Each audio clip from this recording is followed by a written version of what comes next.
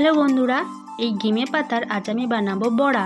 গিমে পাতার অনেক রকমের রেসিপি হয়, তো আমি কিন্তু আজ বানাবো বড়া।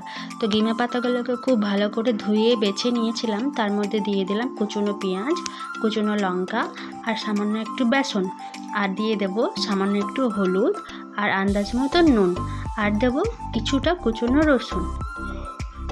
এবার সামান্য একটু জল দিয়ে খুব ভালো করে মাখিয়ে নেবো। এক হাতে ক্যামেরা ধরেছি তো তাই মাখানো হচ্ছিল না, তাই মাখিয়ে নিচ্ছি। দেখুন খুব সুন্দর। এবার আমি একটা প্যানে তেল গরম করতে দিয়েছিলাম।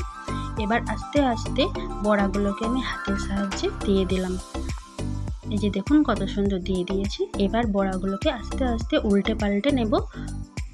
তো আপনারা এইভাবে একদিন গিমে পাতার বড়া করে দেখতে পারেন, খুব সুন্দরই লাগবে। আমাদের তো খুব টেস্টি হয়েছিল। তো বন্ধুরা, টাটা, বাই বাই। এই যে দেখুন কত সুন্দর হয়েছে, একদম ক্রিস্পি। আপনারাও বানিয়ে দেখতে পারেন।